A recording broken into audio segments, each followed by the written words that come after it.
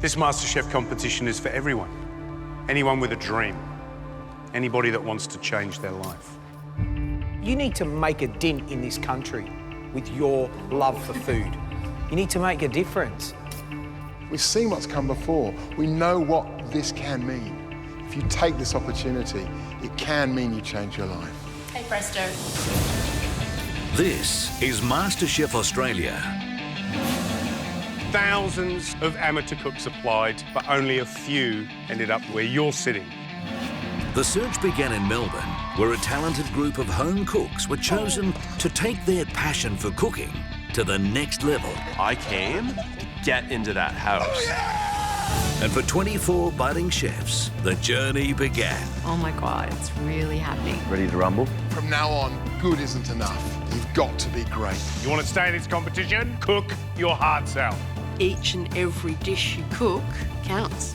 Together, they've cooked for and worked alongside some of the world's greatest chefs. Jamie Oliver. Love it all. Genius. They've created spectacular dishes. Oh, that's terrible. That is just yum, yum, yum. And they suffered some of the toughest challenges the culinary world has ever seen.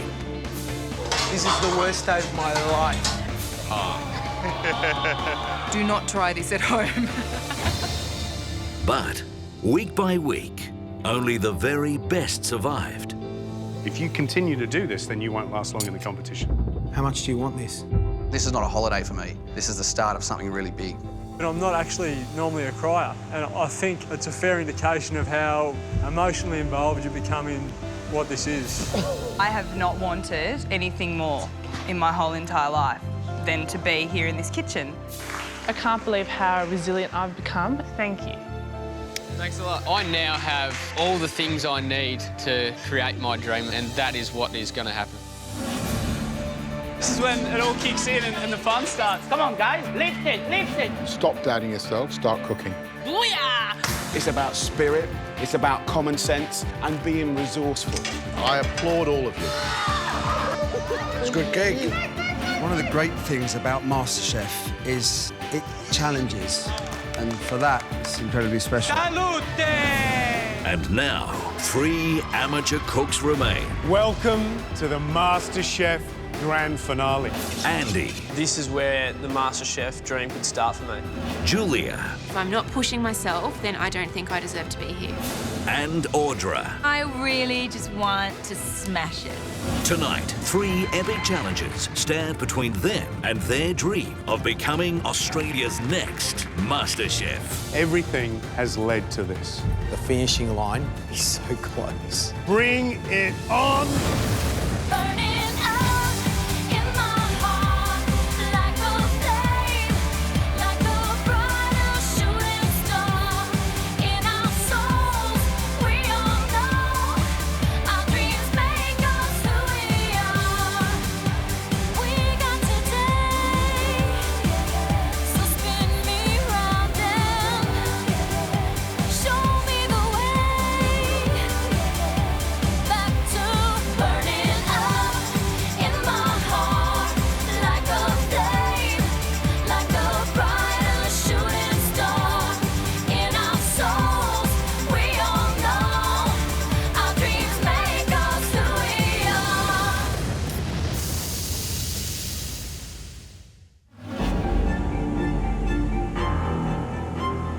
And then there were 3. You're in the finale of MasterChef 2012! Think about what's just happened. You're in the top 3. You're just about to battle it out for the title of MasterChef 2012.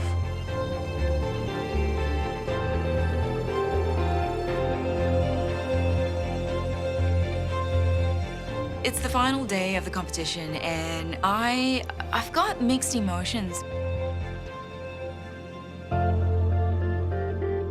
I kind of feel like I have to be thankful, and I am. I'm just quite overwhelmed, actually. I have given up a lot to be here. It's tough for a mother to be away from their kids. While I was good at my job, you know, cooking gives me a totally different sense of satisfaction and just comfort, and I wanted to try and see if I could make something of it. That is one of the best desserts we've ever had in this kitchen. You're through to the top 24. The more I cooked... Audra, that pork belly was unbelievably good. the more I wanted it. Audra, it was best dish of the day, incredible. Being in MasterChef, I've just realised how much I want to cook. We talk about great balance and about innovation, and for me, this is a dish that shows both of those things. You're a brilliant cook. What you're doing for them right now is massive. They're going to go, my mother, she went for it. Oh my God, hello! I think I've showed my children that if you just go for whatever it is that you want, you can achieve anything, absolutely anything. He says, I'm proud of you, Mum. I honestly never thought I would make it into the final three. It's everything and more than I expected, and I'm just so pumped about it. You think, my God, I can win this? This has been a long journey for me, and I think I'm ready. I'm ready to get out in the real world.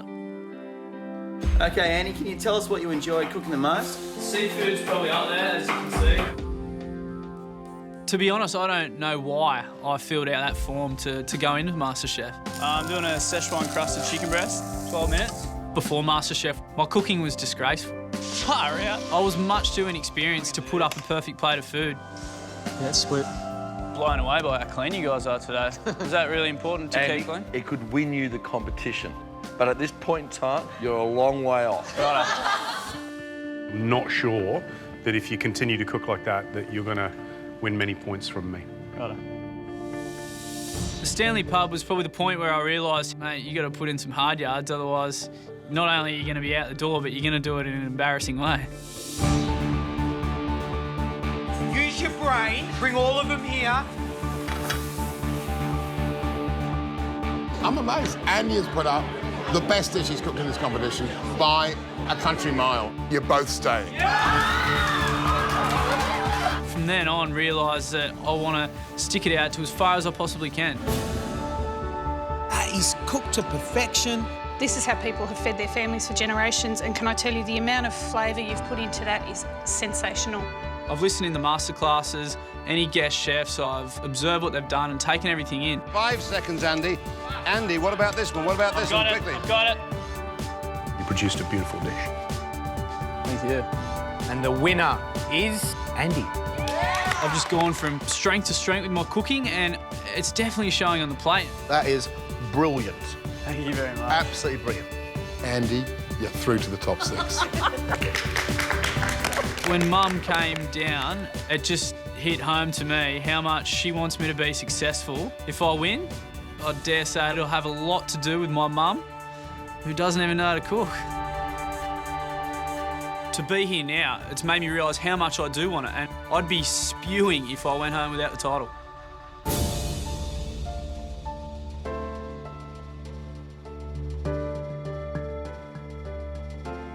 I always knew that for me to come down here to MasterChef, it's go hard or go home. For me, the longer I'm here, the more it's worthwhile and the more it's worth leaving my family behind.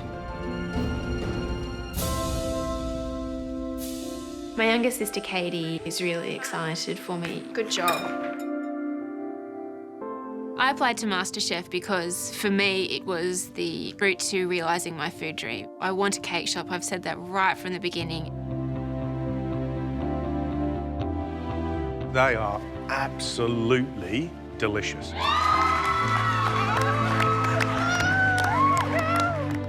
Loads of complexity going on. And a bit of sparkle. I have been in 10 eliminations. I know I can cook. I know I'm staying. It's a very good game face. It's not going to crack. Julia, you're safe. You live to fight another day. If I can win MasterChef 2012, it will definitely be the proudest achievement of my life because it will be the one that I have fought the hardest for. I am gonna cry. I came here determined not to cry on TV. I was so excited to see Justin, my husband. When he walked through those doors, I very nearly wanted to walk out. I'm scared because a big part of me wants to go home. And I don't like giving up. I hate giving up. I don't give up on things. Being in the final three is the best vindication for everything I've given up to be here, all the eliminations I've gotten through, you know, the tears when I swore I wouldn't cry. To me, if I didn't try with everything I had to stay here in MasterChef and to win, then it's not worth the sacrifice.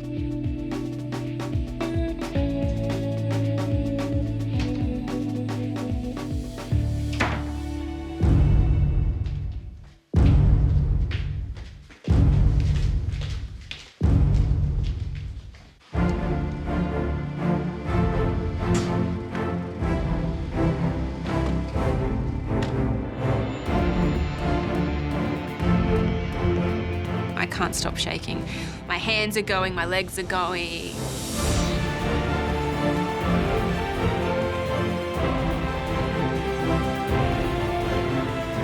Three of us, we've got to crank out amazing dishes to show how far we've come, and it's the last chance. Don't wait for me, girls. Come on. It finally hits me. You're actually in the finale, man.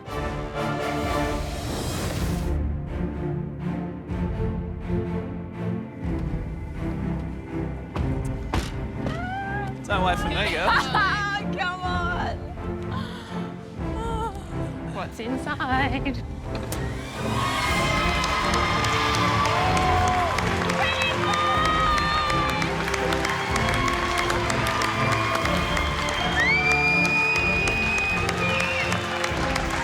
Walking into the MasterChef kitchen, I see all the past contestants and I can just feel all the love. It finally hits me. You're actually in the finale, man. That is a very, very, very special feeling. Welcome to the MasterChef Grand Finale.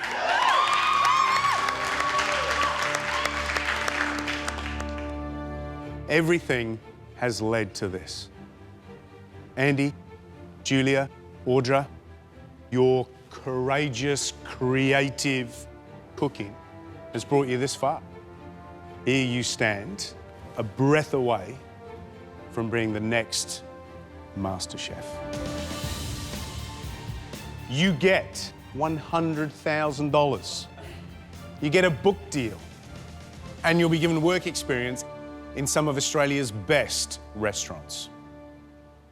Well, never before have we ever had a grand finale with 3 contestants in it.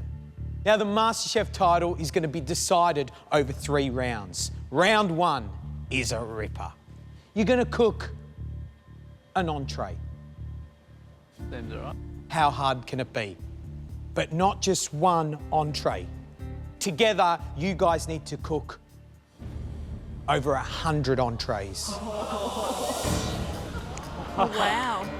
You know, you've cooked for lots of people before. You've done restaurants, you've fed a village, you've done a wedding. Today's different. Because today, the customers that are coming in here know you and know your food intimately. And their expectations, given the 3 of you, are gonna be high. Today, you are feeding MasterChef fans.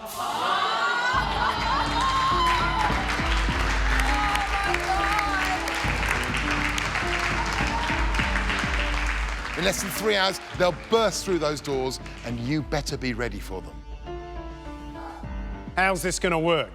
We've zoned this space, so there's effectively 3 little restaurants. You're all going to cook 1 hot entree for 35 people each. You can cook what you like. You have access to the pantry. You've got 3 hours to do your prep, and you have half an hour to do service. Now, to plate up 35 entrees on your own would be very difficult. So we're going to give you a little bit of help and allow you to pick 2 of your MasterChef colleagues to help you plate up under your instructions in that 30 minutes of service. So, Julia, you know who you're going to pick out? I do. I thought you might. Come on then. Who's it going to be? First pick is Mindy. Oh, Mindy.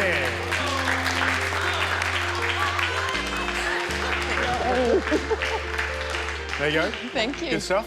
And Julia? Second? Second pick. Kylie, please come down.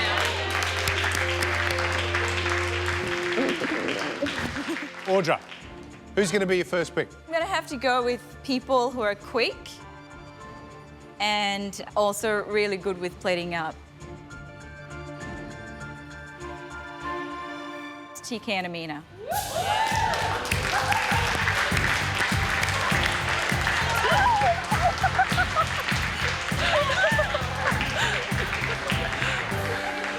Andy, let me guess who you're going to choose. First one's obviously Benny.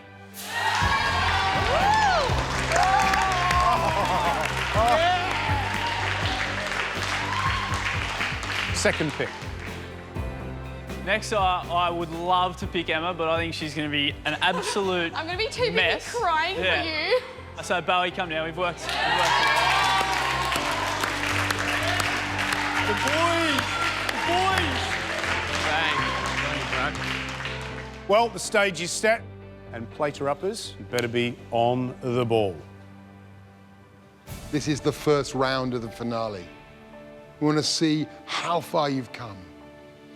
This first dish needs to be spectacular. We'll be scoring each of your dishes out of 10 points. That's a total of 30 points for the 3 of us. If you score the least, you're gone. Out of the finale, no longer a chance to become the next MasterChef. While the judges are in there judging your food, I'm going to be out here keeping an eye on you and making sure you get all that food out. It is like a restaurant. It is like a service.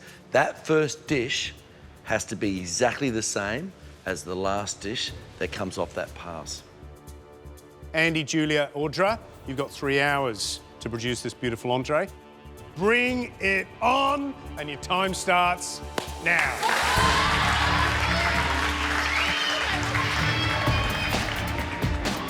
This is going to be a really tough challenge, I think.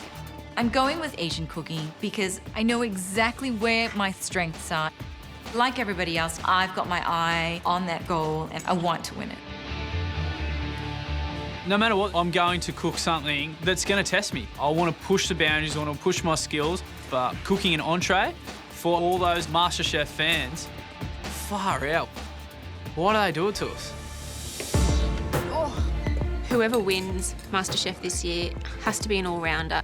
I can cook savouries and I can cook desserts, and I think I do both of them quite well. I'm here to win and to be so close, and to lose right now, it's not going to happen. Straight up, I'd love this to be the best cooking that we've seen in the competition so far. What do you want to see them cook? I want to see them play to their strengths. I want to see them use everything that they've learned, you know, over the last couple of months, and it to be a dish about who they are and their journey. So with that said, what would you expect Audra to do? It's got to be something using her skill with spices. It's got to be something with her skill with Asian flavours. I think this plays to Andy's strength. I'm really confident he's going to put up a great dish. His plating, his knowledge, his experience, his skills have just gone through the roof. And I think if he comes up with a good idea, believe me, he'll nail it and he'll do a brilliant job. I think the person that's going to struggle is Julia. Even though she's our dessert expert and she does know her savoury dish, she's cooked some great ones. Under this kind of pressure, this really puts you under the spotlight. Smells great, Audra.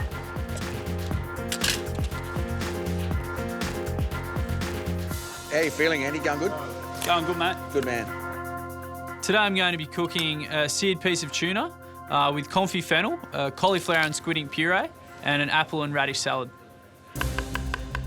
For my squid ink and cauliflower puree, it's as simple as chopping the cauliflower as finely as I can, putting that in a pan, covering it with milk, a low simmer until it's tender, and then adding some squid ink until you get a deep black colour. The competition's all about my growth, and if I go and do something mediocre, that's going to show up on the plate. Andy, how you going? Good, mate. Finale, how are the nerves? Nerves are all right. What I love about the dish, I have to say, the elements are the sort of elements that actually go quite well together. Yep. Only thing that I'm a little bit concerned about is the cauliflower squid ink and how that will actually taste with all the other flavours. I've taken risks this whole competition, but if my squid ink and cauliflower puree doesn't work, I'm out, I'm gone. Okay, I gotta get this in. The entree I'm preparing today is eggnet, maho, sambal prawns, and tamarind dressing. Smells good? Yeah, it's great. Maho is a Thai dish. It translates into galloping horses. Essentially, it's a nutty, sweet, sour flavour with some minced pork and minced chicken. The pressure points for my dish really is getting all the elements up. There's a lot to go in, so I really have to push on. Come on, babe. Keep working like the wildfire. Come on. Julia. George? What's the dish? I'm going to sous vide a fillet of beef with some sautéed turnips, spinach and parsley puree, sweet potato crisps, and I've forgotten something. Oh, horseradish creme fraiche. Okay. Sounds like a main course. It does, doesn't it? Yeah. Sounds like something I'd have for Sunday lunch. I'm slicing it quite thinly, and it's going to be dressed together on the plate with a little bit of the creme fraiche. Okay. Yeah. What's up? You don't like it? I'm just I'm trying in my head. Get your entree brain round. Get my head around it. How do I make that? Because as soon as if I read that on the menu, I'd be going, the chef's made maybe a mistake. They've put the main course with the into entree. the entrees. To me, it's definitely more entree than main, but it's a cheeky dish. That's what I want. I want my food to be thought-provoking, and that's what's going to end up on the plate today. First round of the grand finale, and 1 hour before 100 guests come wandering in to taste your food. Let's go! Let's go! Come on, girls and boys. Come on, Julia, shuffle, babe, shuffle. Come on, Rod.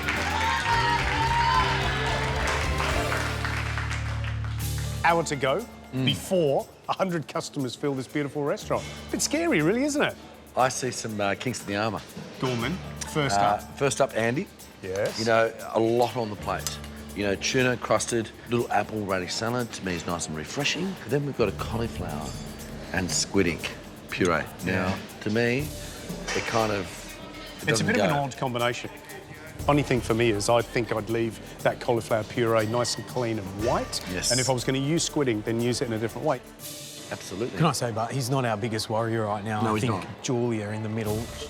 I'm struggling to get a concept around the idea of doing a beef starter. I think she's lost. Especially Straight beef up. fillet. I think she's freaked out and she's trying to show as much technique as possible by sous videing it and making a stock, and it's gone all wrong. But what about Audra at the end there?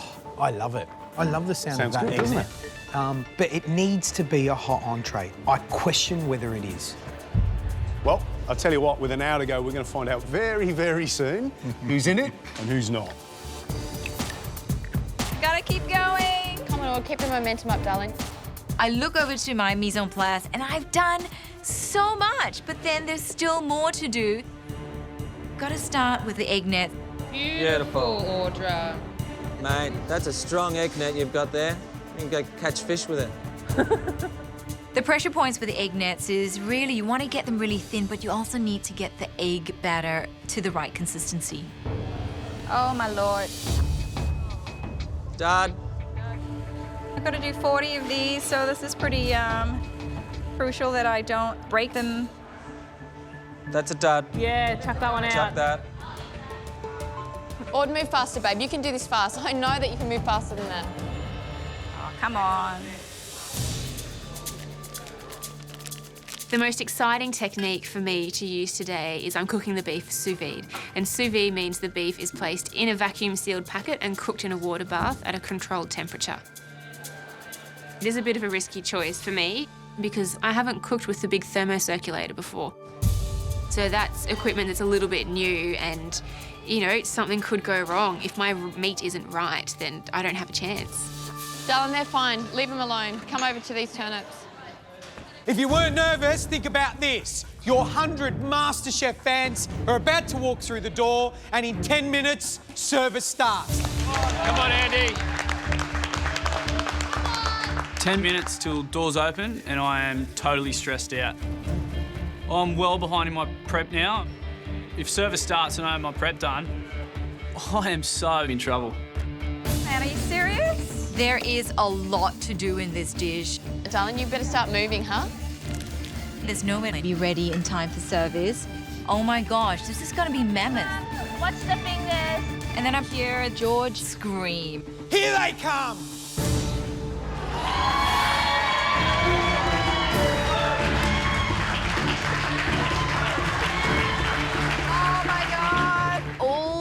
People started coming through the door and I'm going, oh my God, they keep coming. Keep going, don't get distracted. Just keep going.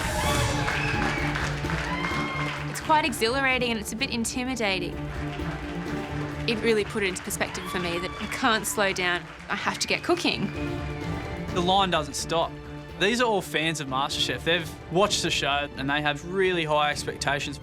So, man, this is tough. Nothing focuses the mind more than seeing 100 customers walk into your restaurant at once. Kitchen assistants, commie chefs, come down and get ready to help your cooks. Just be confident in yourself, mate. You can smash this. Looking good, Andy. Looking real good. The only thing I'm worried about with service is how to cook the tuna. I want it to have a nice crust on the outside, but be dead raw in the middle. Ah. You have 1 minute to go to finish your prep before service starts. Let it rest, babe. Yeah, I am. 1 minute to go, I start tossing my prawns. I meant to do this during service, but I'm gonna try and give myself as much time as I can. How's it looking? Good. 10 seconds to go. 9, 8, 7, 6, 5, 4, 3, 2, 1. That's it, your 3 hours of mise en place is up. Oh, Jesus.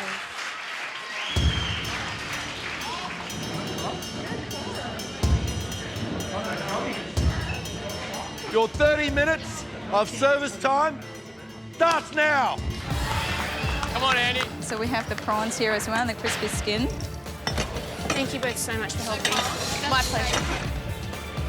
The service for me is the most exciting part of the day. It's when I work with 2 of my great mates. I trust the boys to nail this. What it's going to be, smear tuna on the diagonal there, confit on top, 3 pieces of apple, then 3 pieces of radish standing on the apple, and then dress it with the dressing. My role with service is nice and simple. Take orders from Andy and do exactly what he tells me to do, and he likes telling me what to do, but this time I'll actually listen. Follow me now, Bo. Yep. Tuna. Yep. Want me to follow Bo with fennel? Yep. Come on, boys, we've got to get through this. Waiters, these can go. Let's have fun, mate. Let's have fun.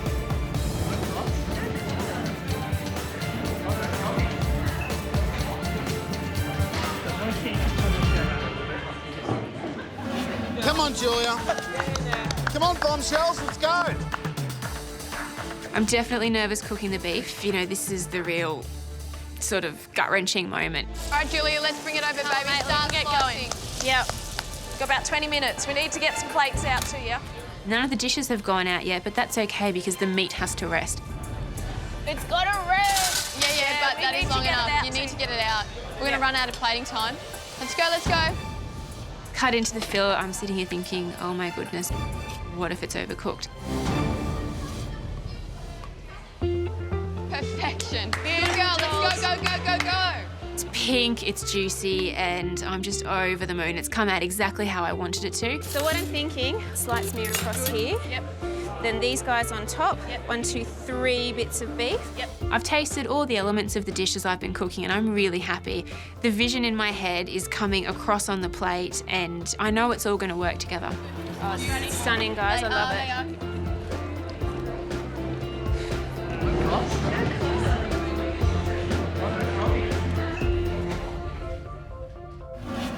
What you guys need to do is take a bunch of it. The entree is a salad, so majority of the elements are kind of room temperature, but the prawns should be reasonably hot because it's just come out of a hot pan. 2 prawns. Ignat goes over, side.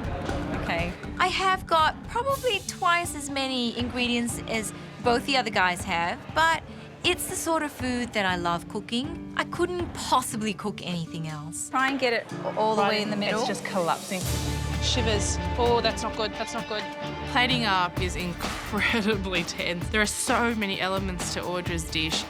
Trying to pile that salad up and to get the other bits and pieces on top of it, it is a bit of a mess. Guys, come on, let's go, yes? Plates are ready, let's start going out there. These ones ready to go, Audra? Yes. Oh, hang on a sec. Audra, you've got to get a better system happening here. Let Yep. it flow along.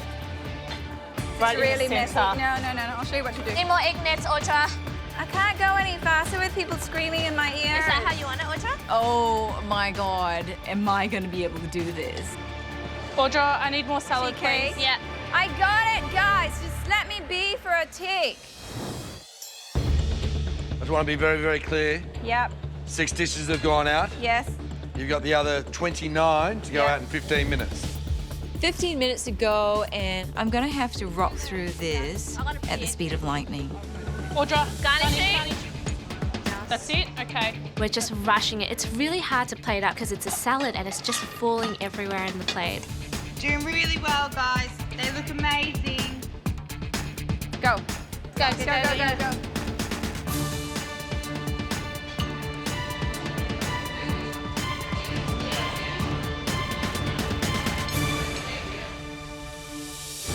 10 minutes left. You've got about 15 more dishes to go, yeah? Yep.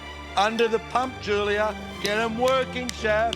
Presentation for this dish definitely has to be beautiful. That's, you know, the whole part of the play on it being like a main, but it's being a salad as an entree.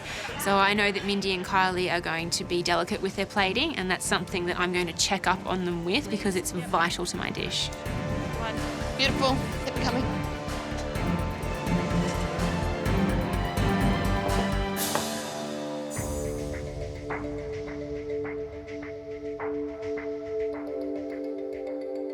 That looks absolutely beautiful. Yeah, it looks really pretty. I'm really pleased that she's managed to take what seemed to be main course elements, sweet potato, turnip, parsley puree, horseradish beef, and turn it into what is a really pretty little dish.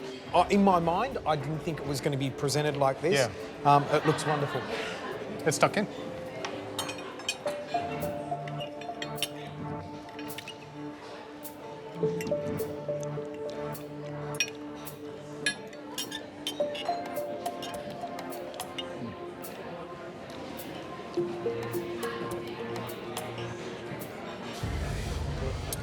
That is an absolutely banging dish.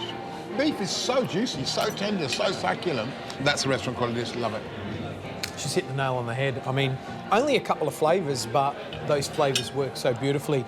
Who said a pastry cook can't cook, you know, savoury dishes? Yeah, it's a lovely combination of something crisp, something warm and juicy, which is the beef, those little pockets of horseradish cream, and of course that parsley puree. But across the board, it could just do with a little bit more seasoning and a little bit more punch in the flavours. Right, let's score it.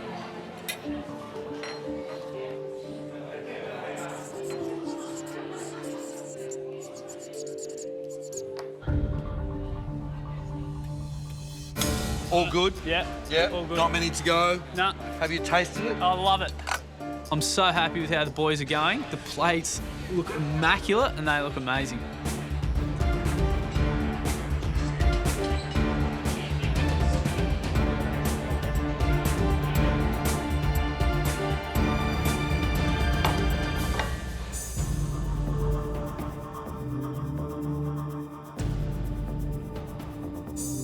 It's a big starter, all that tuna. And the question I'm going to ask is there going to be enough garnish to be able to get through all that tuna? It looks good. Does it taste good?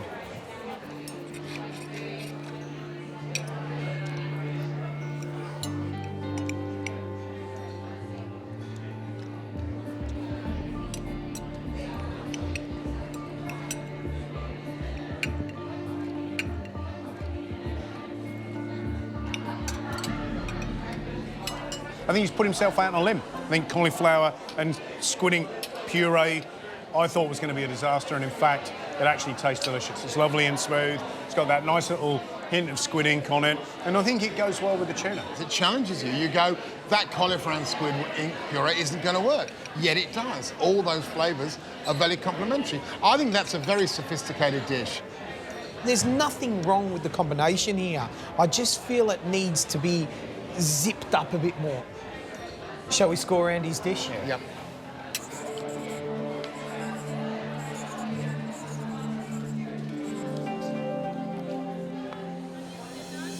You got the green garnish in? Audra, 5 seconds. Yep, let's go. 4, 3, 2, 1. That's it, Audra, stop. Go. Thank you. Thank you. I'm really hoping not serving up a hot entree is not going to be my undoing. I need to win this, and I really want this so badly.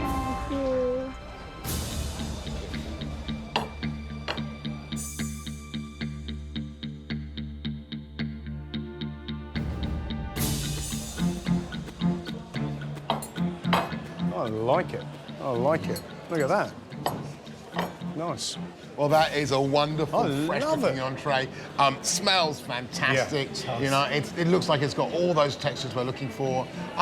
My question is, this is supposed to be a hot entree. Yeah. If I've ordered a hot entree, that looks to me like a salad. The prawns are mildly warm, but everything else is cold. So I'm starting to question hot entree, cold entree. Yeah. I think we should tuck in and see what it tastes like.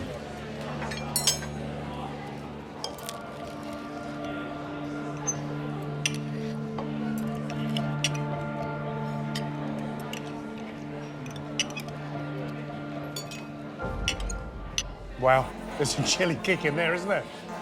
I love the textures and the freshness of everything that she's put on the plate. You know, I love the peanuts, I love the maho, I love the coriander and the sambal all together. I think it's really wonderful, and it's making me salivate like crazy. I want to polish the rest of the plate off. It's definitely not a hot entree, but it's definitely hot. Yeah.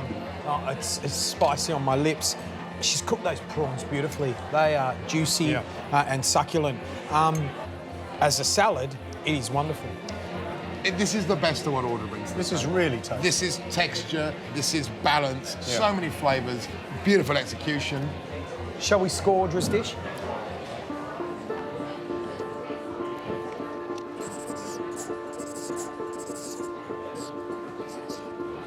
Well, I think the first round lived up to the expectation we all had for it. 3 great dishes. Yeah.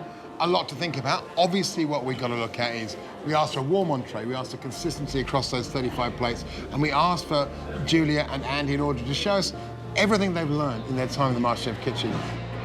But only 2 can go forward in the competition. 1 has to go home.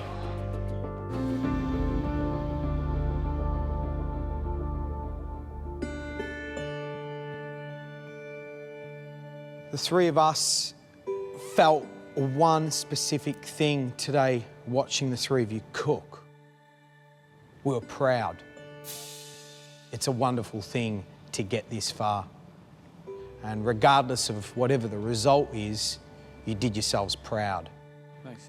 Thanks, George. We have in our hands the results of the first round of the grand finale for 2012.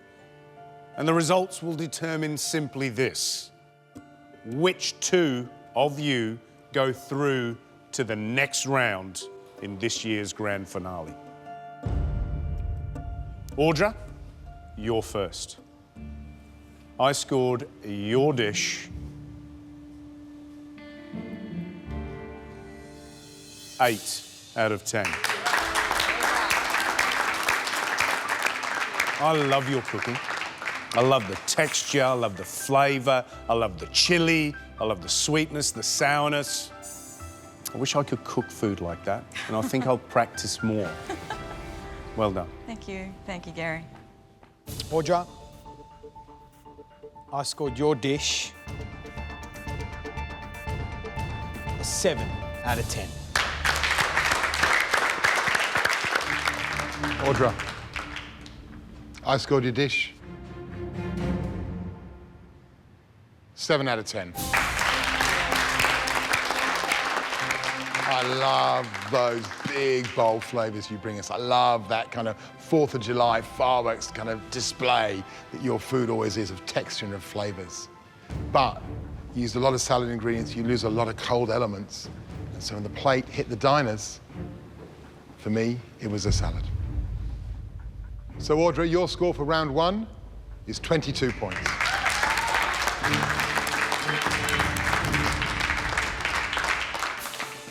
Julia, I scored your dish a 7 out of 10. Julia, it was a good dish. It was tasty, it was pretty, but I wanted more bang for my buck. I lacked a little bit of seasoning across the board. You put a touch of salt in that parsley puree and just would have popped it out. Julia, I scored your dish a 9 out of 10.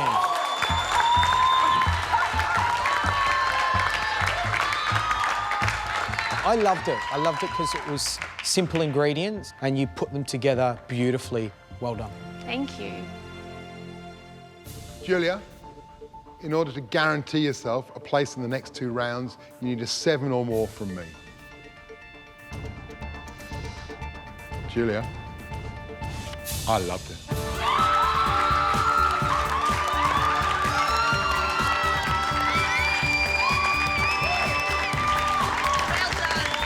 It was elegant, it spoke of true flavours, and I just loved it. Thank you. Are you ready, Andy? Yes, Gary. I scored your dish 7 out of 10. Loved your dish, I love your style. Tuna was beautifully cooked. Each component on the dish, absolutely spot on. But the balance of those components in the tuna, for me, was a bit out of whack. Yep. Andy, I scored your dish an 8 out of 10.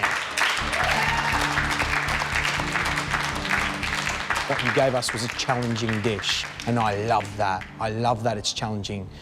I do question one thing. The tuna was just a little bit big and lumpy on the plate. Mm-hmm. Andy, that's 15 points. You need an 8 or more in this little black book here to go through to the next round and have a chance of becoming Australia's next MasterChef. Andy, I scored your dish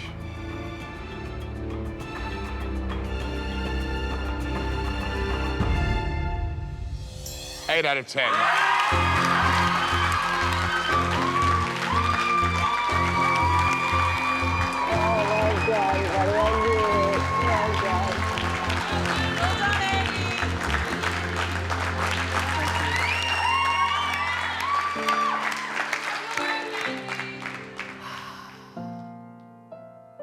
Audra, I'm really sorry. You will not be Australia's next MasterChef. But know this, that you are an absolutely brilliant cook. And what's most impressive about you, and I'm going to say it straight up, is I think from day one you've given us some absolutely beautiful dishes and you've just knocked them out of the park all the way through this competition. And you're an absolute dynamo. Thank you all so much. I've had a wild trip. I mean, it's been up and down like a yo-yo, roller coaster, lots of tears. Apron, apron, apron, apron, apron. I think every single challenge has been a moment. I loved every bit of it. Well done. Audra. The camaraderie that I've made, the friends I've made for life in this competition, and the support I've been given by everyone. Everything's been great, and I'm going to talk about it for years to come. Sensei, hi! So thank you all so much. Everyone's been just wonderful.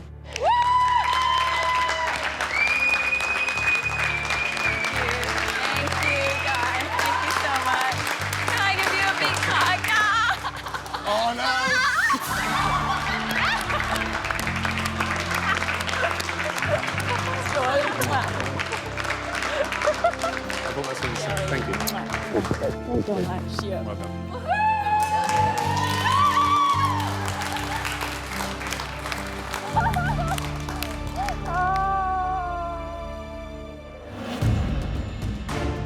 Andy, Julia, you are our 2 MasterChef Grand Finalists for 2012.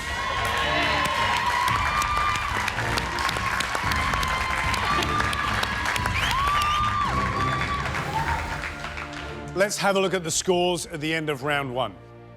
Andy, you're sitting on 23 points. Julia, you're sitting on 25 points. Question is, can you keep the lead on Andy? Definitely.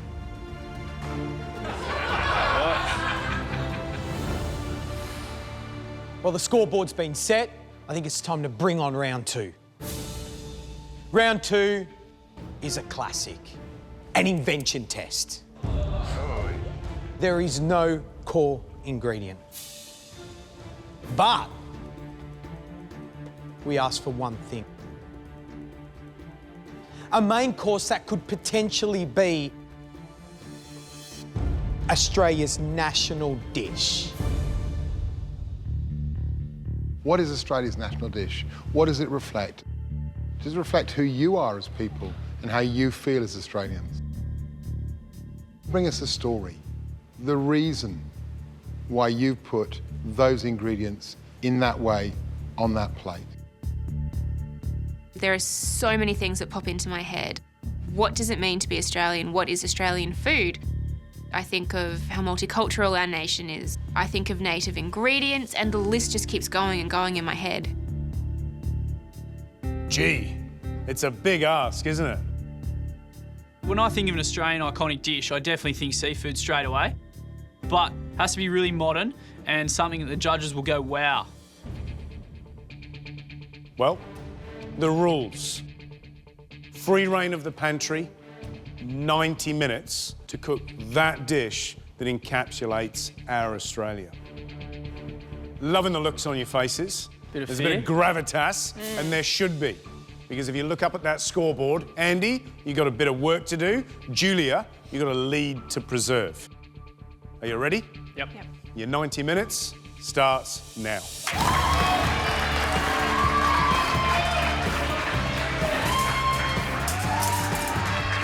There's absolutely no doubt in the world that Julia can beat me, but at the same time, There's no way I'm going down without a fight. I'm so competitive that I just want to win. On the surface, it seems so simple. A main course in 90 minutes to encapsulate Australia. George, what would you do? Either you go the whole native route and use, things like barramundi, yabby, zabaloni, that is native to our country.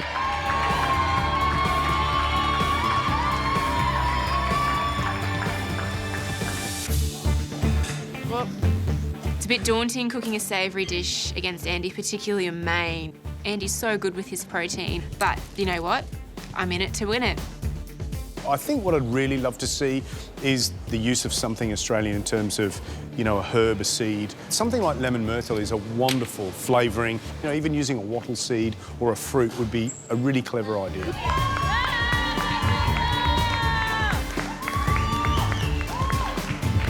Come on, girlie, you can do it. What are you making, Andy? Leave him alone. Come on, Rook. Today I'm going to make a modern seafood basket. If you've never eaten a fisherman's basket or a seafood basket, you're probably not Australian, so... I'm going to definitely use a flathead tail, some oysters, some marron, and I can't go past using the abalone.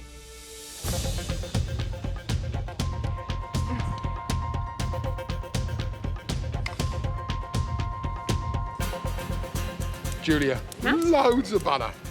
You're just trying to appeal to our baser instincts, are you? What do you make? Perhaps. I'm making a smoked rack of lamb with lemon myrtle fondant potatoes. What makes this about Australia for you? Because when I think about Australia Day, I think about lamb. I think about meat and 3 veg, which is something that I grew up on. Is it inventive enough? I think it is. I'm not sure that this is going to do it. I'm not sure. I need to be convinced. This is round 2 of the MasterChef finale. I have 90 minutes to cook an Australian dish. Matt's worried that my dish isn't fancy enough, and I can see where he's coming from. Andy has a king's ransom worth of seafood at his bench. I love my dish, and you know, he might not be 100% sold. I will sell it to him later on, and this is the finale. I want to cook the food that I would like to eat, and this is something that I'd love to eat. 20 minutes down, darling. Thank you.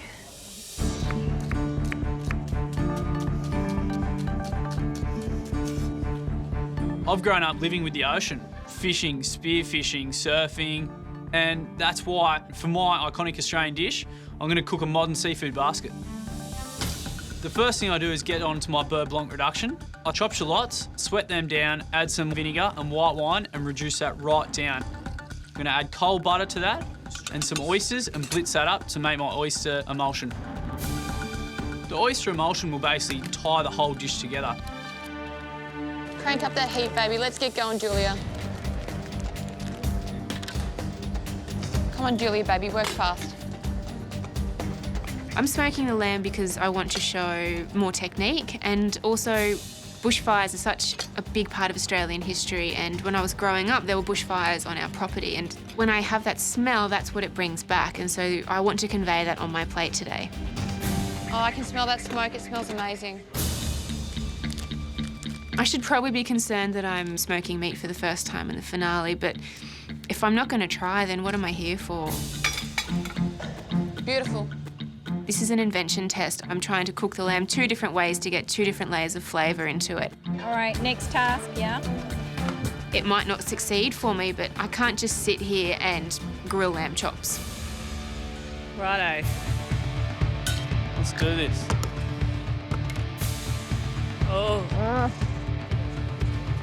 Oh, stop.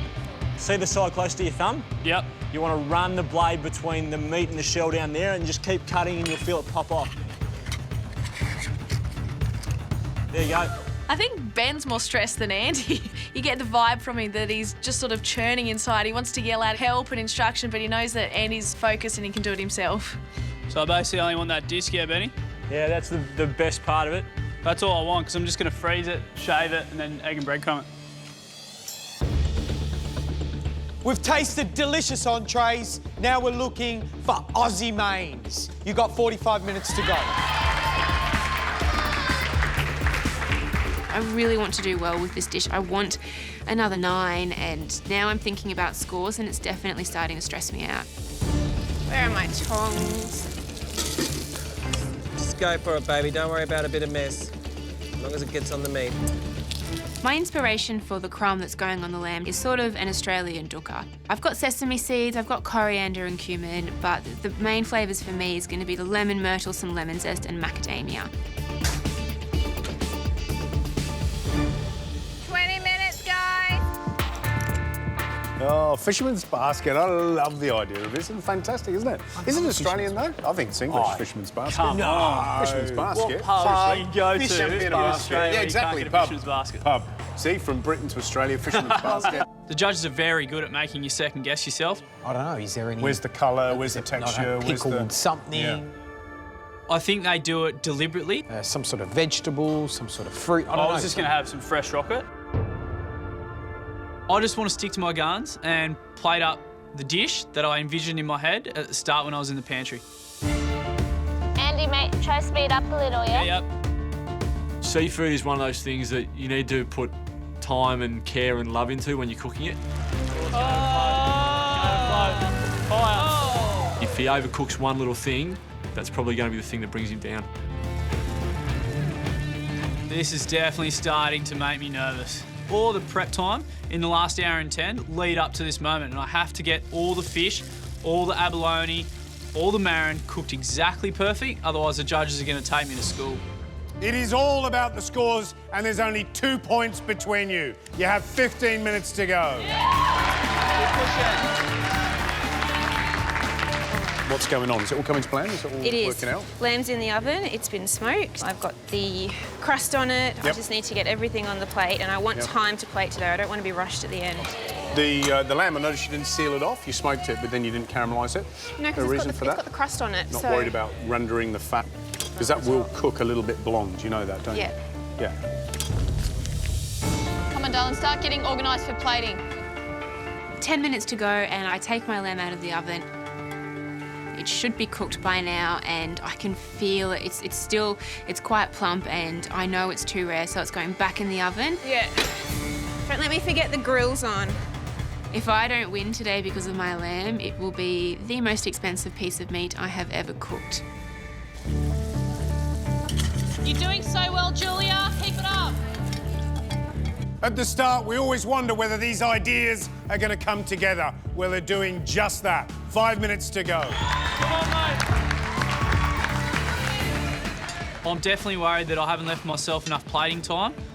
Plating something that I've prided myself on the last few weeks, and I don't want it to slip. Come on, Andy. I'm looking over at Andy and he's starting to plate up. I can get everything else onto my plate, but the lamb has to rest. I'm worried that I'm running out of time. Come on, Julia. Beautiful. Not in there, not in there, not in there. Hey? Don't put the ab on top of that. Put that underneath this for the shell to sit on. You know what I mean? I just can't get it right. I don't know if I've got the wrong plate or I don't have enough elements or I've got too many elements. To me, it's just not fitting right on the plate. It's all right, you can do it, Andy. Go, babe, move. Let's go, let's go, let's go. 2 minutes to go and I have to get this lamb on the plate. If this lamb isn't cooked, I could be waving the MasterChef title goodbye. Oh, that's cutting like butter. Quite pink.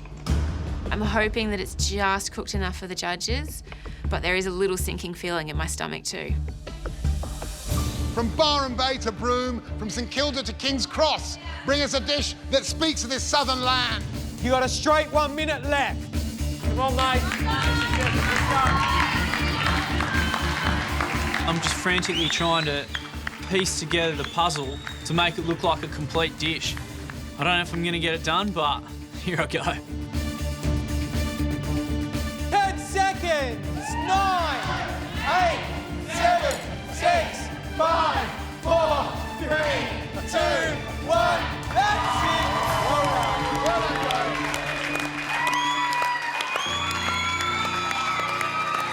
I'm the first person to admit I'm a perfectionist and I don't know, it's just for the finale, I don't know if it's good enough. I hate that it might not be good enough. I've laid it out on a plate, nice and delicate, but there's just something that isn't right with my dish. Pressure does funny things, and no more so than in the finale. Let's hope that it hasn't got to you. Let's hope that your idea of creating a new national dish has given us some brilliant food. We can't wait to taste. We'll see you in the restaurant.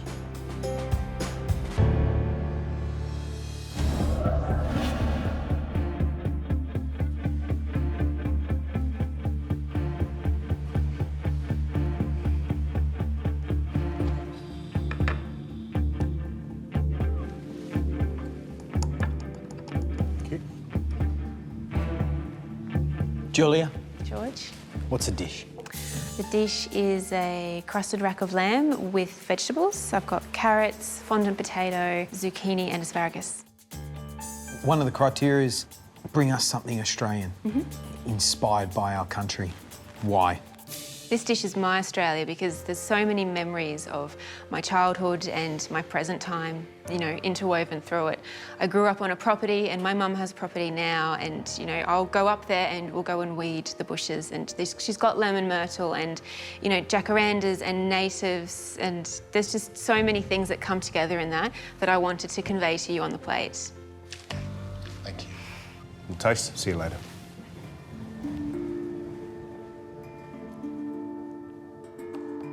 I actually think that looks really pretty.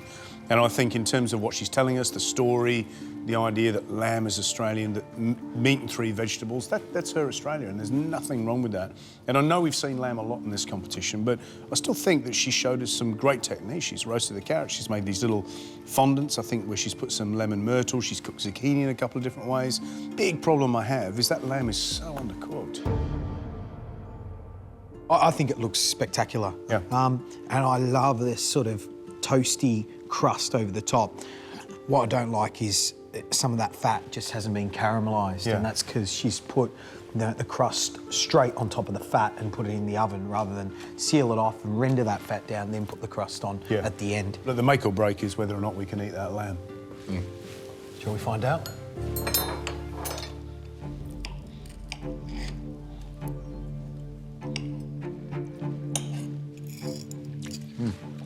Gee, those potatoes. How good's that potato? Right. The potato's delicious. Gee, those carrots are good too.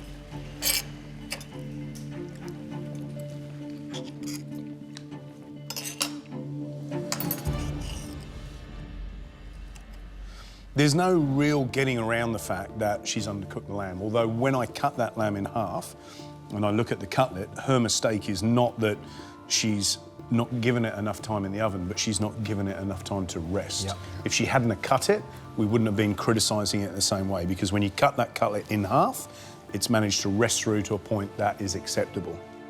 Love the fondant potatoes. You know, we caramelise them, right? Yeah. And this is such a classic, real way of doing a Yes, fondant potato wonderful. in butter and stock. How good is that? It's perfect. George? Yep. It's an invention test. Is this an inventive dish? No.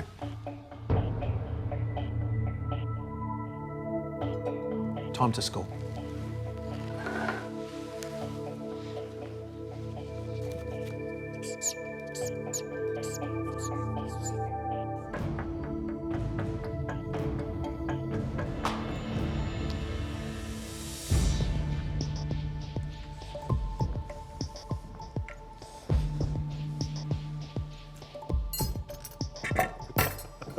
Look at that.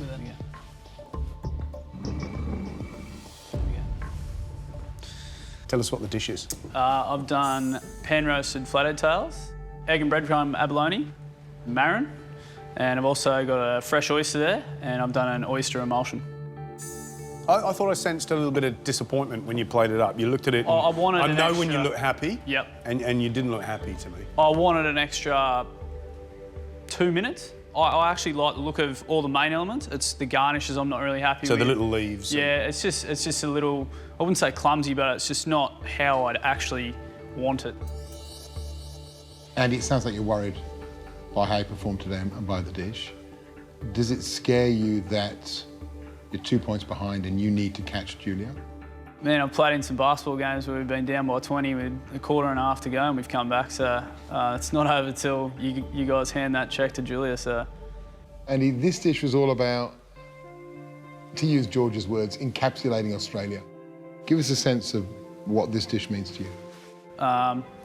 It springs back to my childhood. It springs back to me and my old man, 2 k's off the coast of Fingal Bay, bottom fishing for flathead and getting a bag full, coming home and cooking them up. It was a no-brainer for me.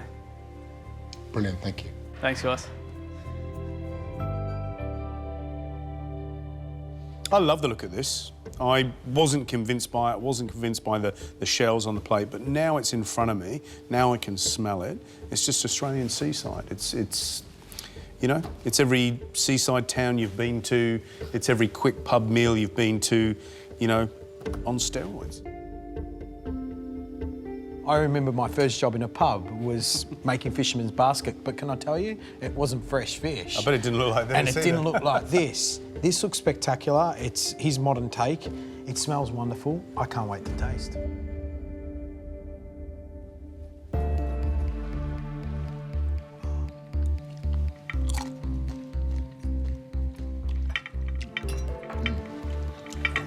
Yum. These are Yum. good. How good is that abalone? And with that oyster emulsion, that's delicious.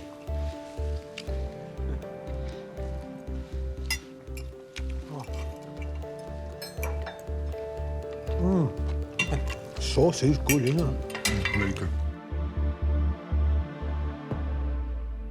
I didn't think this was going to taste half as good as it does, but I think he's absolutely nailed it. He's cooked every single element of that seafood absolutely perfectly, and I love that beurre blanc. It's got the right amount of acidity, you know, it gives it punch, right amount of creaminess, and it's light enough to make it super modern and relevant.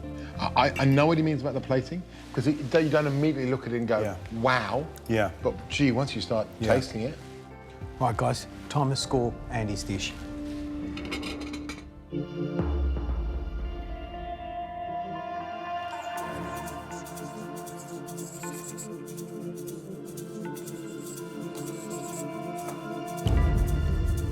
Let's go and let them know.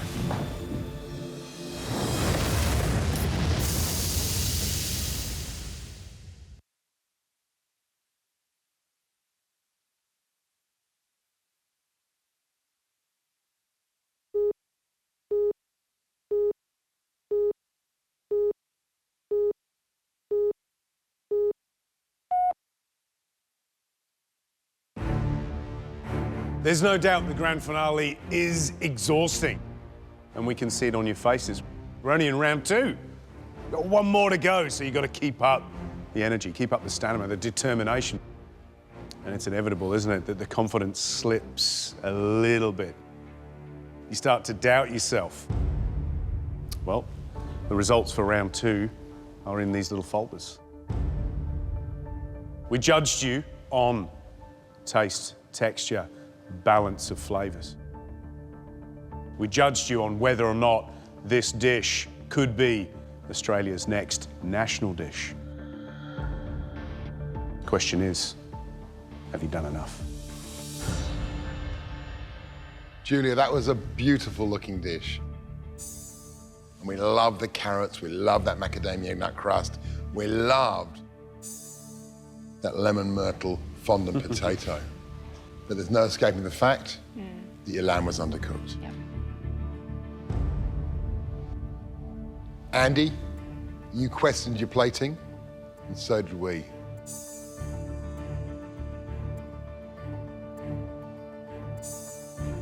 But we loved your story, and your seafood was perfectly cooked. A couple of points aren't that important, or are they? Andy, sitting on 23 points. That's 2 behind Julia at 25. This round could make or break the grand final. Julia, are you ready? Yep, hit me.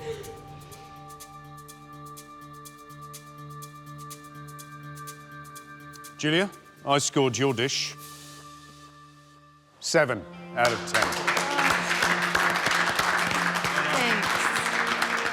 7 out of 10. I scored your dish 7 out of 10. So expecting 5. Yeah. Julia, were you expecting lower scores? Yes, I thought I was going to get a 5. For me to put up undercooked lamb in the grand finale, I've just been kicking and kicking myself. So I'm happy with a 7, ironically enough. Andy, that means if you want to take the lead, you've got to score 24 points or more. Have you done it? Just tell me. Just get it over with. Tell me. Andy, you brought us your version of a fisherman's basket. For that dish, I scored you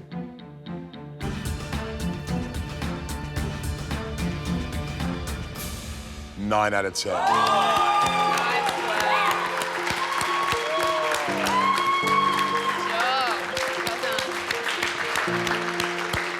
But I gave you a 9 out of 10.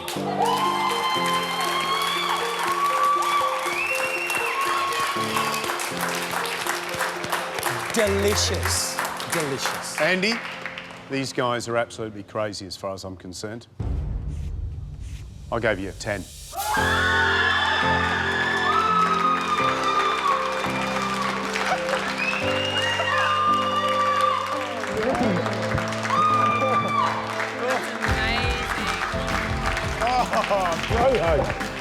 Hang on, can I tell that? Hang on. There you go.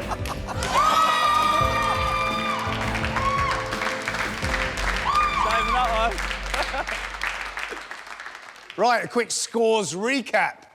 Julia, you've gone from being in the lead to now being behind. I have. So your total score at the end of round 2 is 46 points.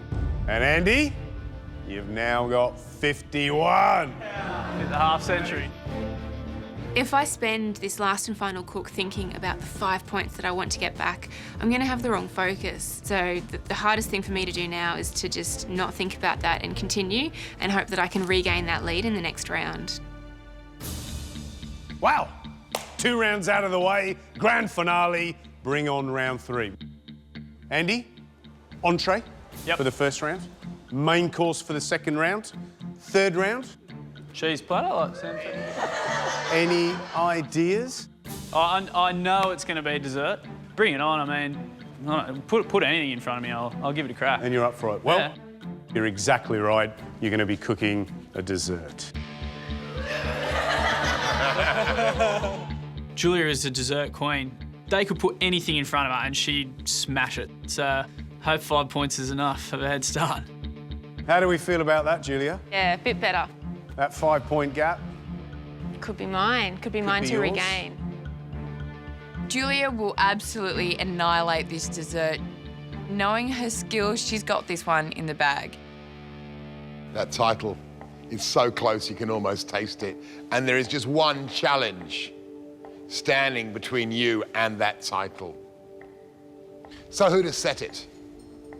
It needs to be set by someone who's got a long career at the top of their game. It's good if we have someone who's a regular member of the MasterChef family. From Universal, Christine Manfield.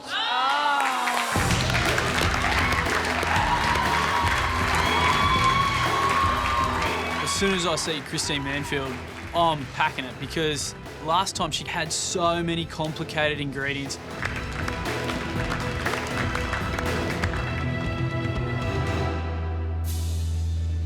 This is a pressure test to match the snow egg. This is a pressure test worthy of a grand finale. Christine, give us a little bit of a clue? A taster. It looks deceptively simple, but be afraid. Be very afraid. So, Julia and Andy, are you ready for me to show you what you're up for today? Let's do it. The final dish you're cooking today in the MasterChef kitchen.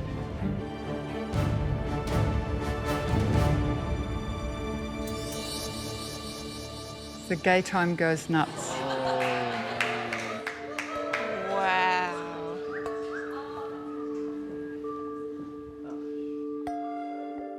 That there is a posh gay time, can I tell you? It's something that looks dead easy. No, it doesn't. It's very easy to eat, but the secret is what's hidden behind that biscuit. Enjoy. Just break.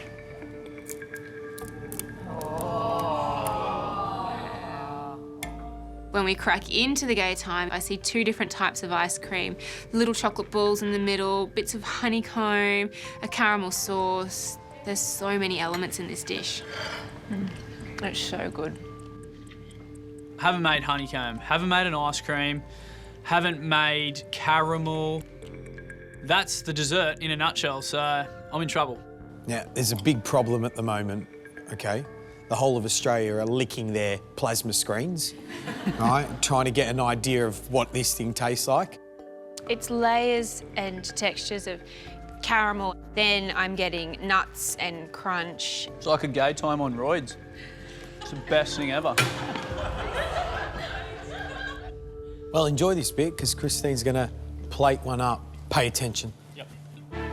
The honeycomb ice cream goes on the base with this, what we call Gay Time Gold Dust. Then the caramel ice cream, just stick it on top of the chocolate balls, and that's your chocolate crunch. The biscuit, okay, looks quite easy, but there's quite a lot of technical skill involved and processes in getting it to that fine sort of wafer stage. And then we're just going to top the ice cream with our caramel nuts. And then we just need a quenelle of the hazelnut chocolate mousse. You make that look so easy. There you have it. It's as easy as that. Easy.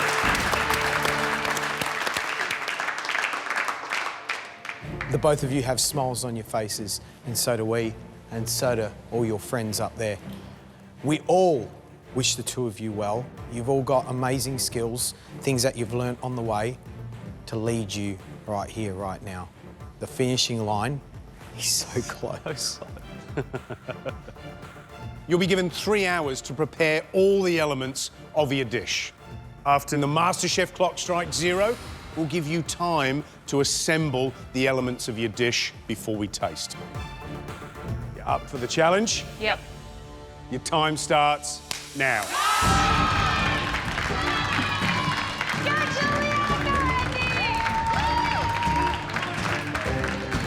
Main desserts don't really mix. I do not have a sweet tooth at all. So my head's telling me, you're done, you're dusted, your 5 points is not going to be enough. But my game plan, read every single word 2 or 3 times.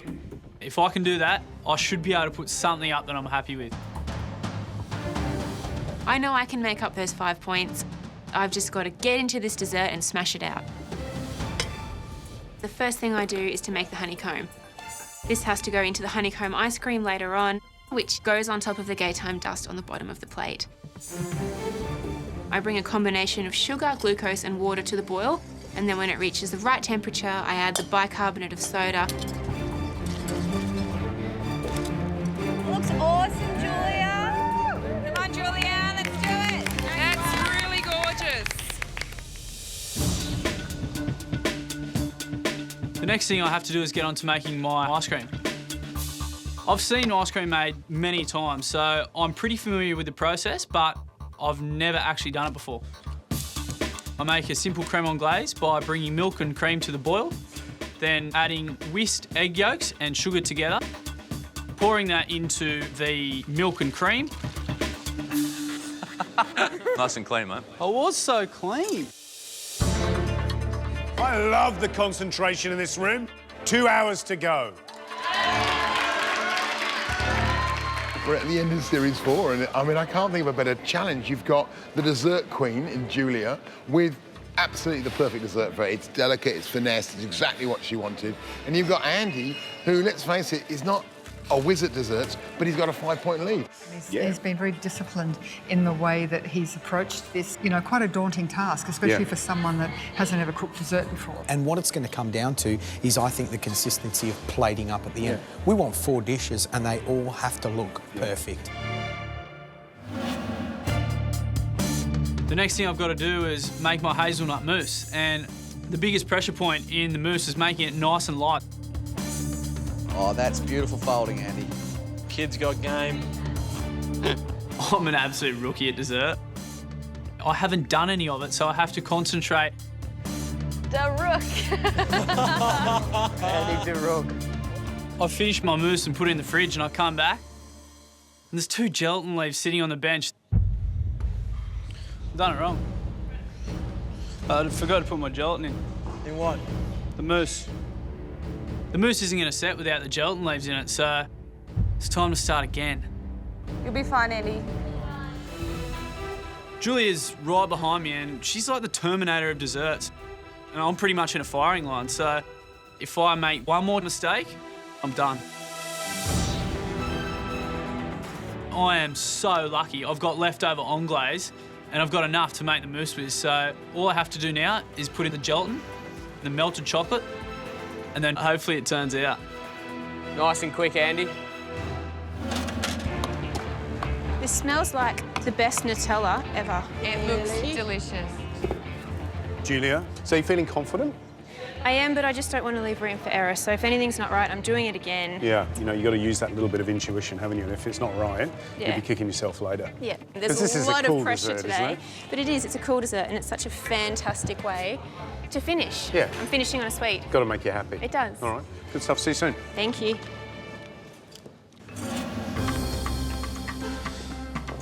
Andy? G'day.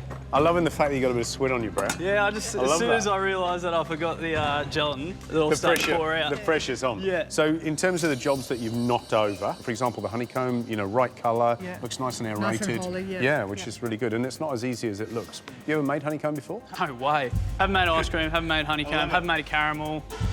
Look on the bright side, honestly, if you manage to absolutely nail this dessert, how good It's are going you to gonna feel pretty good. It's pretty going to feel damn pretty good. All right, we'll see you soon. Thank you.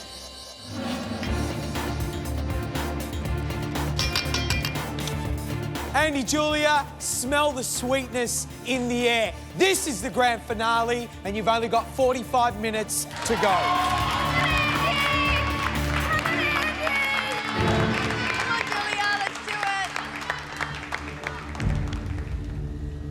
As I'm pouring the mousse into the plastic containers, I'm not 100% happy with it.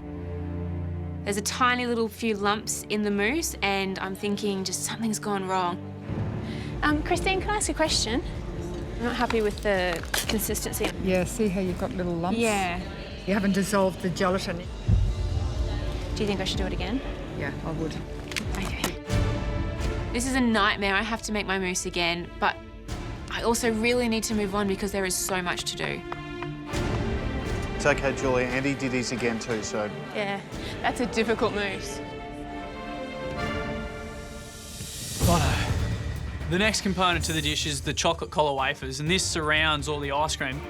Add chocolate, making a homogeneous paste.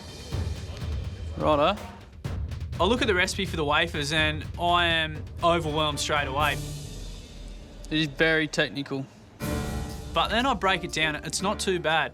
It's pretty much like making a chocolate caramel. That looks good, Andy. Yum. Oh, look at that. Once it's set, I break it up with a mortar and pestle into small bits and whiz it right up till it's a fine powder. I sieve it over a template to make it really, really fine layer. Place it onto a hot tray, which will then melt down the toffee again. And while it's hot, I need to ply it around a sauce bottle to make the shape of the cylinder. Come on, fancy pants. This is probably the most difficult part of the recipe, and I know my biggest problem is going to be shaping the twill. And I need delicate, delicate fingers for this. Am I going to annoy you if I get in close? You're kidding, aren't you? Of all the times for Gary to come over. Come on, go on, give it a go.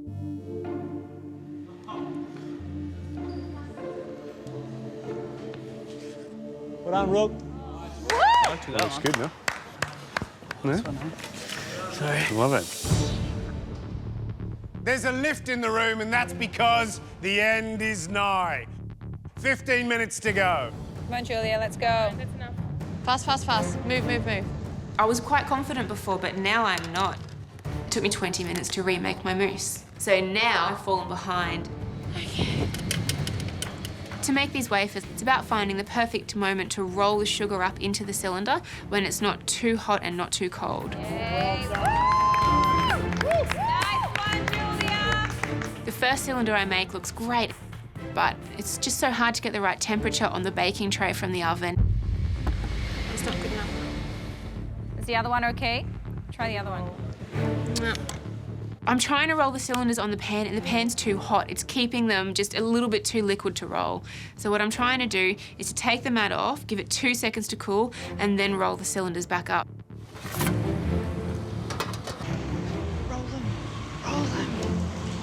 Roll.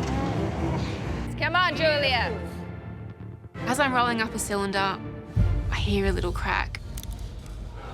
Shit. Okay. You can do it. Good spot. No. It's cracked. Oh my God. I'm just getting more and more frustrated. I just don't know if I'm going to get these wafers done. They're all beautifully thin, but they're cracking. I just think, how is it that Andy has his done and I'm struggling with mine? Perfect. Come on, one, Andy. The chocolate collars are actually somehow going okay. I've got the knack of it now. I've pumped out 8 and only one's broke. This is your last cook in the MasterChef kitchen, and you've only got 5 more minutes. She's gonna have to hurry. Go through a checklist, make sure you got everything. 5 minutes to go and I grabbed my caramel just to give it a mix and make sure it's still all right, and my worst fears have come true. My caramel's split. Is that split just sitting there? Yeah, it has. There's no way I've got time to do more. There's only 5 minutes to go. Think about it. What are you going to do? Have a think. I have to nail every single element on this plate, otherwise it's a disaster. How long have I got? Like 3 minutes. Hey? 3. So bring in mayonnaise back, add a little bit of water and re-emulsify, so try that.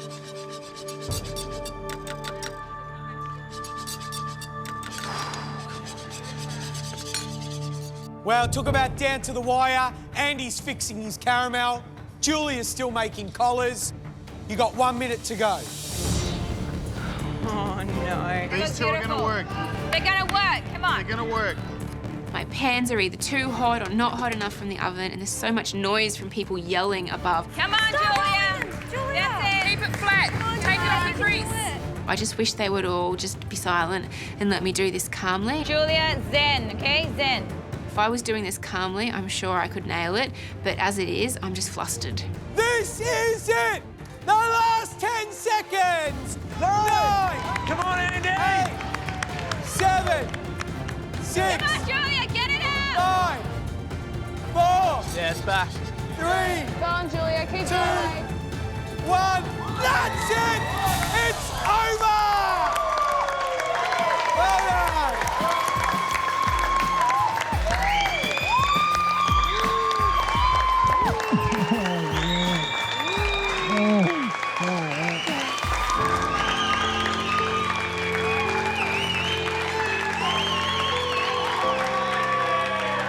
Nice work. Give me 5. Well, this is it, the decider, the last dish in MasterChef 2012. So let's get Julia in and see how she went.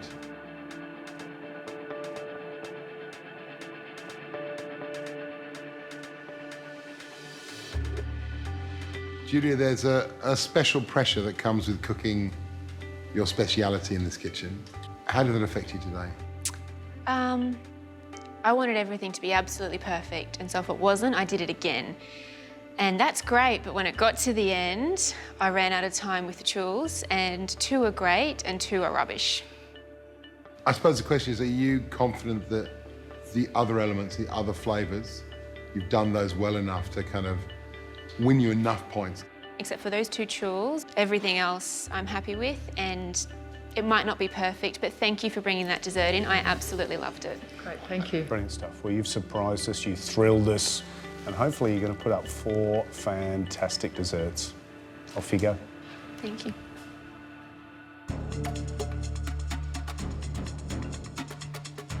My focus is on winning, it is on doing well, and I know I can make up those 5 points in this dish.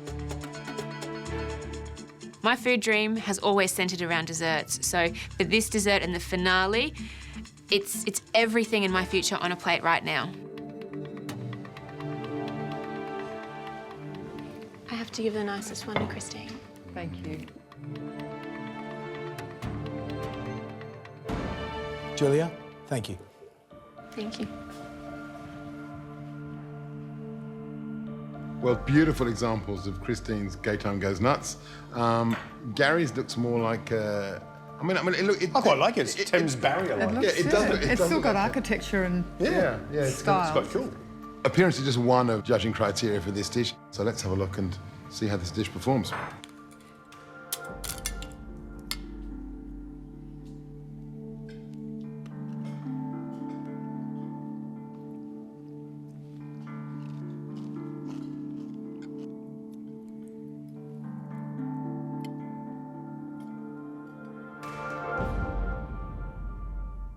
tastes delicious. It's lots of caramel flavours, little kicks of salt here and there.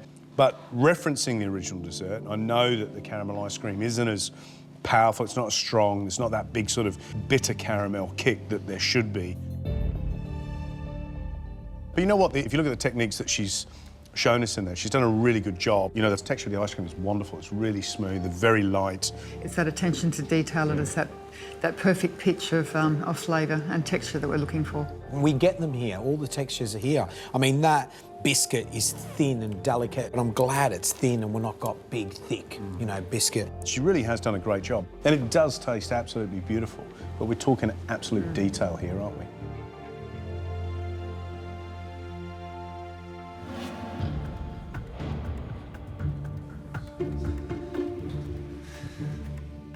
Andy! G'day. Look at him. He's buzzing. Unbelievable. Come in with a little jaunt there. You feel good? I feel relieved. Yeah, I feel good. It's that was a massive challenge for me personally. Bigger question for you. What are you going to do? The competition's done. We're moments away from revealing the results. What are you going to do? To start as, I don't know. I never thought I'd be here, but I mean, I've got here by researching and learning, and I want to do more of that. I can see my skills have developed, my knowledge has developed, but it's still not where I want it to be. It's not over yet. It isn't over yet. Are you ready? Yep. Go on then. Oh, he's fired up, isn't he? I honestly think that not being someone who's familiar with desserts has helped me. I have no instincts about any of the techniques at all. All I did was follow that recipe word by word, but if they crack into it and it doesn't taste exactly like Christine's, I'm done. That's it, man. You're done. Thank you very much. You're done. See you. Look how good they all look when you're looking down the table. They look like little soldiers. And I love that little bulge of caramel poking out through the top going, eat me, eat me. Let's do it, let's do it, let's eat it. Right, let's go. Ooh, there she goes.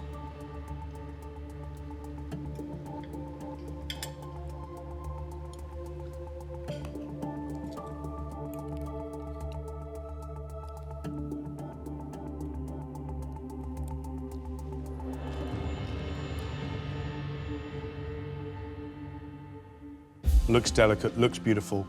Looks like the one you put up earlier on today, Christine. Yeah. The construction of the dish, I mean, he's nailed the biscuits perfectly. They were very uniform. That caramel ice cream, I could just, you know, that alone I could just sit and eat.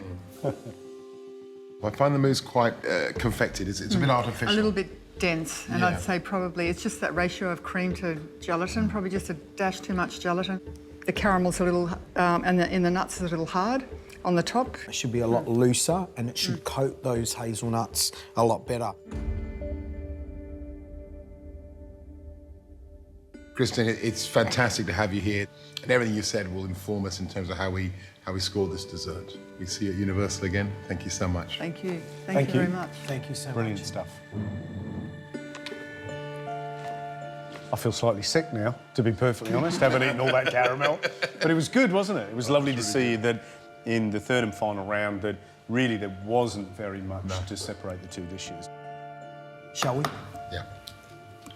Let's go Julia's dish first. Yep.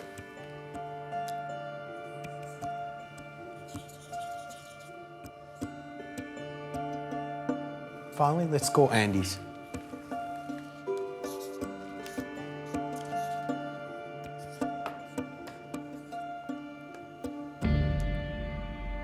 Look at that. Job done. Third and final round. 1, 2, 3. Just going to let them know the results. Let's do it.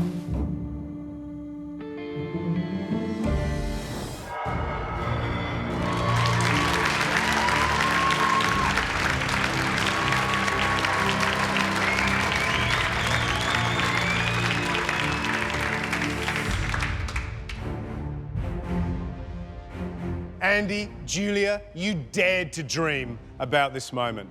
But the question is, did you ever think that this moment would come true? No way. I'm just so happy that I've entered the competition. gone as well as I have, but no matter what, I know I'm working in food for the rest of my life. Brilliant. Julia? I can't believe I'm here. It's such a pinch myself moment when I see everyone over there and think of all the challenges we did, and more than anything, I just want to get in the kitchen. I can't wait. Top 50, top 24, top 10, finals week. You are now here at the very end, the grand finale. It doesn't get any more exciting than this. One of you is about to become Australia's next MasterChef.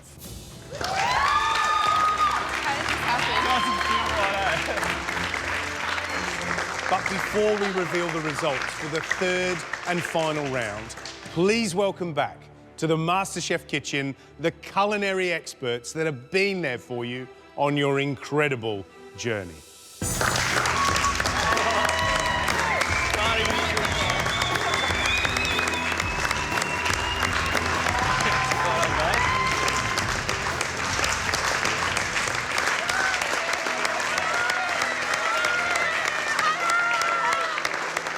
These are the kitchen legends that have come into your world, into MasterChef, to teach you, to inspire you, and to challenge you.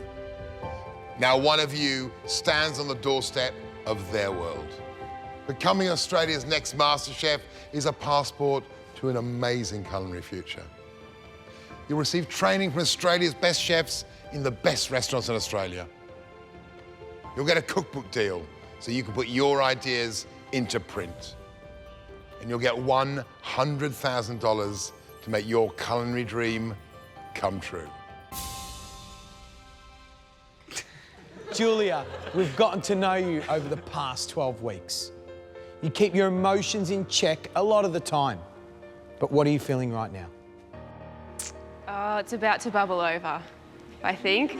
Getting so close to the end, and I don't know, just even if I don't win, I'm just so excited. Like, these are the people that I want to be. There's kitchens that I want to go to work in so badly. I just can't wait to start. Andy, you made a late charge for a laid-back Aussie bloke. But what's your heart telling you right now? As a laid-back Aussie bloke, I'm shitting myself, so...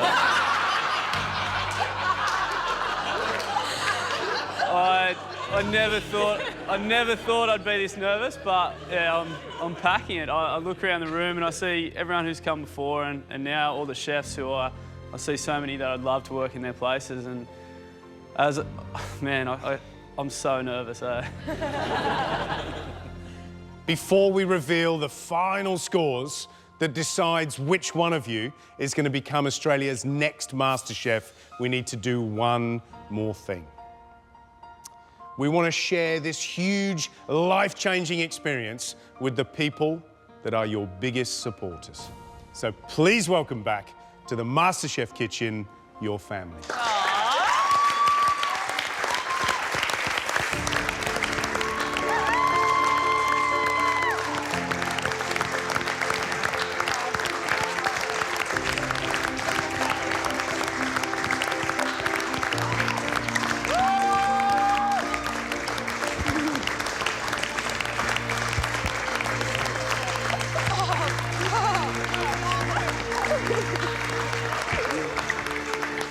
Welcome to the MasterChef kitchen, and thank you so much for lending us your loved ones for the last 12 weeks to be part of MasterChef. Marie, you're Andy's proud mum. Did you ever think from those backyard seafood barbecues in Maitland that Andy'd be standing here in front of Australia, potentially Australia's next MasterChef? No, certainly. Can you tell? No, I don't. I don't. Oh, we're living a dream. This is just such a magical thing that could happen to our family. So, yeah, we're so excited. Peter, you're Andy's dad, and I remember Andy telling us that you'd disown him if he ever cried on national television. How are you going to go if he wins today? I just wonder, I think I might tear up today myself. So. Justin, you're Julia's husband, and I think we all know that Julia is this perennial overachiever, but did you believe that she could go from selling cupcakes in a Brisbane market to being here in the finale? I wouldn't have believed it, no. She's just done leaps and bounds to cupcake stalls, the food that she's cooking now, and you know, she's going to come home and cook that for me, hopefully. Maybe. It's just amazing what she's done, yeah, very proud of her. Kate, you're Julia's mum, and I know all through this MasterChef experience, she's drawn so heavily on the support of her family, and especially Katie. Julia has always been a delight. She's been the best thing we've ever had as far as bringing up Katie goes. Whatever she's done well. I have a story to tell before we continue. When I rang Mum and Katie and, you know, asked them if they could come down, that it might be happening, Katie's been packed for 2 weeks. But she said to me, I am so excited to come and meet Matt, Gary George and Matt Meringue.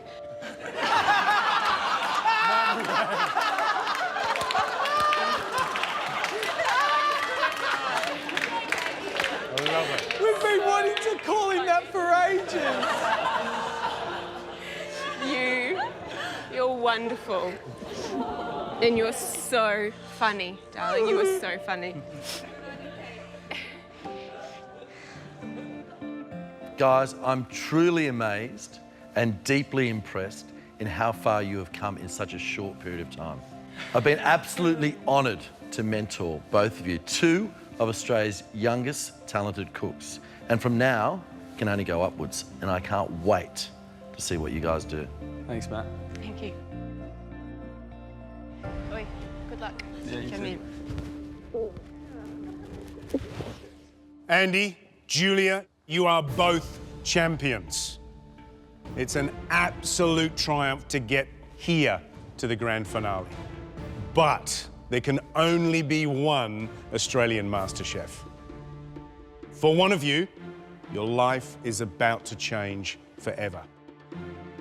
It's been a nail-biting day of cooking and competition. Round one went to Julia, who scored 25 points to Andy's 23. Round two, Andy's revenge. 28 points to Julia's 21. That means, Andy, you have 51, and Julia, you're on 46. There are 5 points in it. But the third and final round was a dessert with 30 points up for grabs. The MasterChef title depends on how beautifully you've recreated Christine Manfield's Gay Time Goes Nuts. Julia, as our queen of desserts, the question is, have you done enough to claw your way back into the game? Well, we're about to find out. So, Matt, what did you score Julia's dish? Julia, I scored your dish 8 out of 10.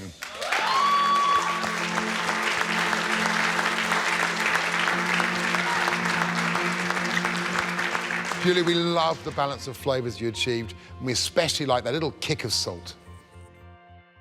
George?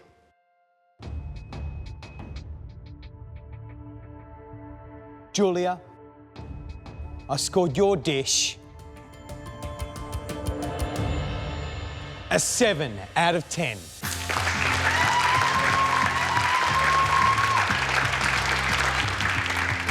That biscuit was impeccable. Fine, crunchy, crispy, delicious. Well done. Julia, it comes down to my score. Are you ready? I scored your dish a 7 out of 10.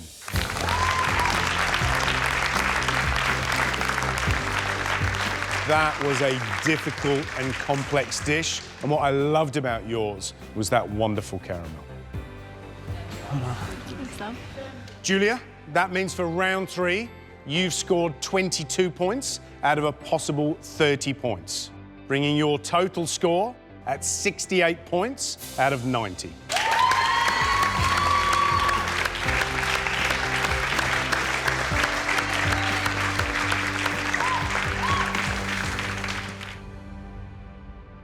Andy, what does your heart tell you? Can you do it? Oh, my heart's telling me I should be dead, I think. Yeah, I feel like I can get there. I was happy with the dish, but as we all know, I don't know what happened behind those doors, so it all comes down to the taste. Julia has 68 out of 90. You need 18 points to win. You know, Andy, you've cooked some brilliant dishes, but not many of those have been desserts. Nah, not any. Andy, you ready for the moment of truth? Give it to me, please. Andy, I scored your dish.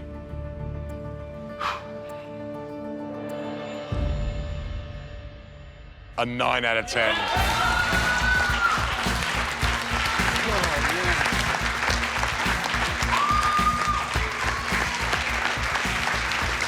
Thank you. We love the construction. We love the consistency.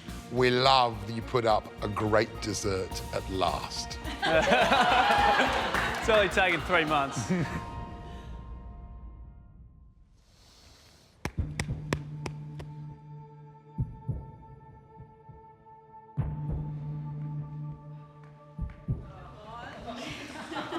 Oh, yeah. I think I'm actually having a mild heart attack, so... If you go pale, I'll grab you, all right? You need 9 points to win this competition. Andy?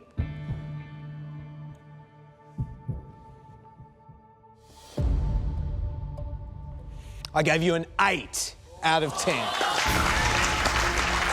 Andy, I gave you an 8.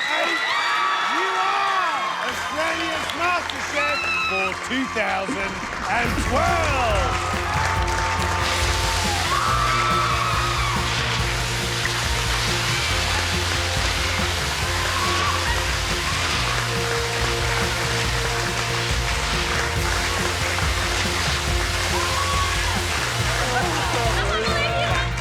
Right, guys, back into line.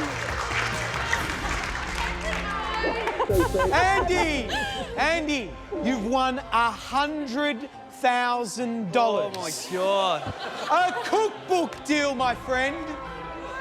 And most importantly, culinary training with some of the best chefs in their top restaurants in this country. Andy, well done. Andy, for one last time, that old MasterChef chestnut, how are you feeling? I don't know if I can speak, eh? I'm feeling over the moon. I'm very proud of myself, really, because I bet you anyone at the start of the competition wouldn't have picked me to win. I bet you anyone about 2 weeks ago probably wouldn't have picked me to win. So I have to thank everybody here. I have to thank you guys first and foremost. To these contestants I've never met. Oh, not even, we're friends now, not even contestants. You guys are an amazing bunch of people. To Julia, man, thanks.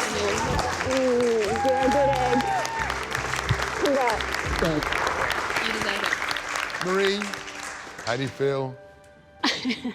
I don't believe I'm standing here with all these important people in our family. He used to set little goals and we'd set goals for him, and this is not what one of the goals was. Peter? Thanks. Yeah, congratulations. As Marie said, he's so determined in everything he does. When he sets his mind to something, he's generally successful. So, again, we're very proud of him. And I'm nearly tearing.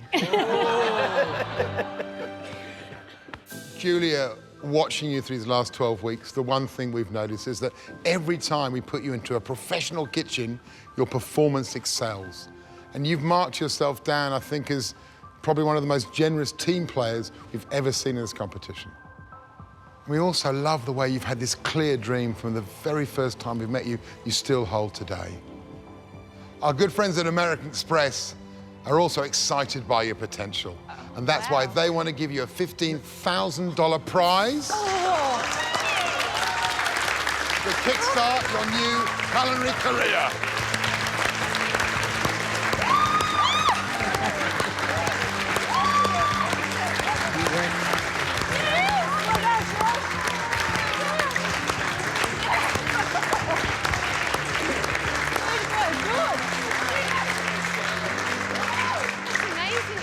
One more thing.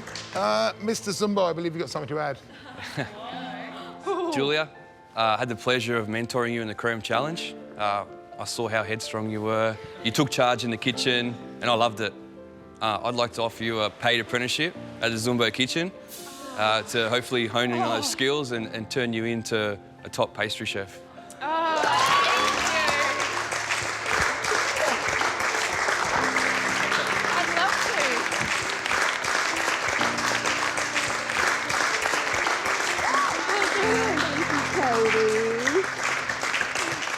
Audra, in celebration of you making it into the grand finale, American Express are going to give you $5,000.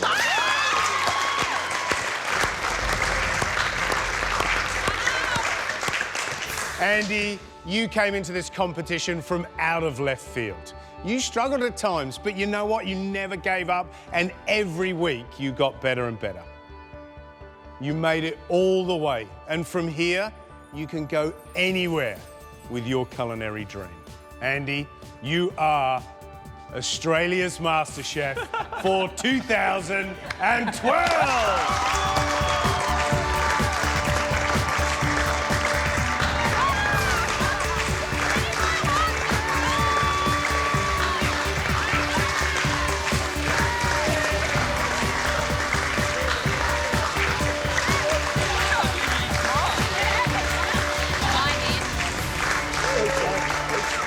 Thanks very much. Anytime you're free, come and make some gay I will. Starting tomorrow. Oh, man. That was a ride. That was a ride.